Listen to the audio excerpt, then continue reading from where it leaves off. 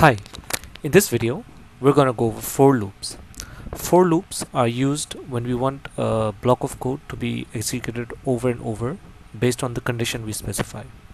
There's a particular syntax to be used for loops, and I'll show this here. We use the keyword for to start the for loop. Then we use the parenthesis. Within the parenthesis we specify three statements. Each statement is separated with a semicolon. If you were to use a comma, then your for loop will have errors. The first statement is typically used to initialize the variable, so it's executed once before the execution of the code block, and typically we initialize the variable inside the for loop. Statement 2 specifies the condition for executing the code block, and here we will enter our condition to be used in the for loop. And the statement 3 is executed every time after the code block has been executed and is typically an increment operator. So let me showcase a practical example to help you understand this a bit better in detail.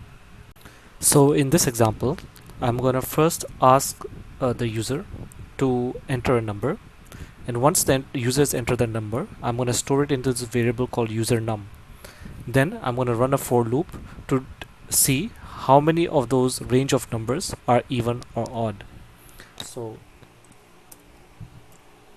I'm going to enter my keyword for, then enter the parenthesis to specify the statements. Now the first statement will always be the variable we want to initialize. Typically we call it I, and we set I equal to 1. Then, as mentioned, you need to separate the statement using a semicolon. Okay, if I were to use just a comma, this will create an error. So you enter the semicolon.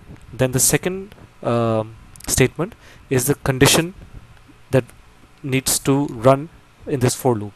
So the condition I want to run is that I, as long as it's less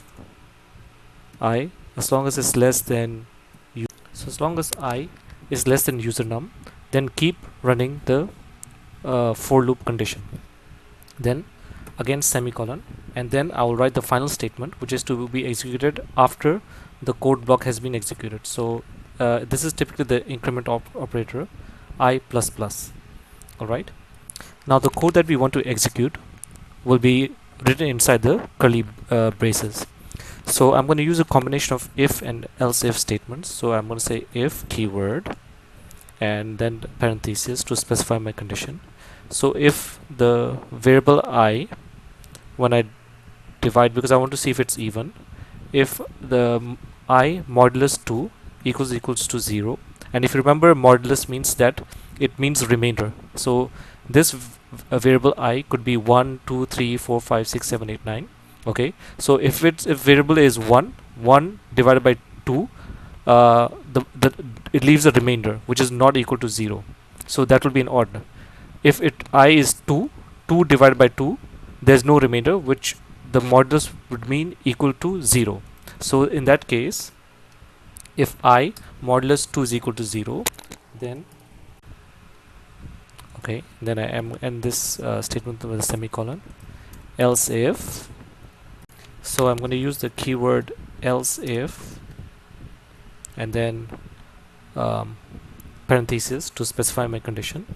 So if variable I modulus 2, if the remainder is not equal to 0, then that means I'm going to console.log out that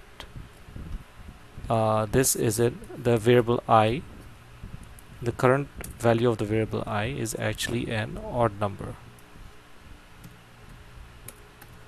Okay, now I'm going to show this in the for loop.html, and we're going to run this in action. Alright, so I have my for loops.html file open, and I'm just going to refresh. So the first thing that's going to happen is, as you can see, everything is just commented out. So JavaScript, it is not going to execute that code. It's going to execute the code from line 18, and the first thing it's going to do is going to ask for prompt. Then once I enter a number, it's going to run this for loop. Okay, so let's go to this. So refresh. please enter a number. So I'm going to enter the number, suppose 14. Okay, now what's going to happen is all the starting from, I specified I is equal to 1, so starting from 1 all the way before 14, it's going to divide each number 1 2 3 4 5 6 7 8 9 10 and tell us which is an even number or which is an odd number. So just watch. So 14 and click OK, and you see over here, so 1, this is an odd number, right? Because 1 divided by 2, the modulus of 2, there is a remainder, so it is not equal to 0, hence this is an odd number.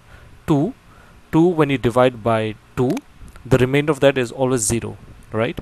So I modulus 2 is equal to 0, hence this is an even number. Same with 3, this is an odd number.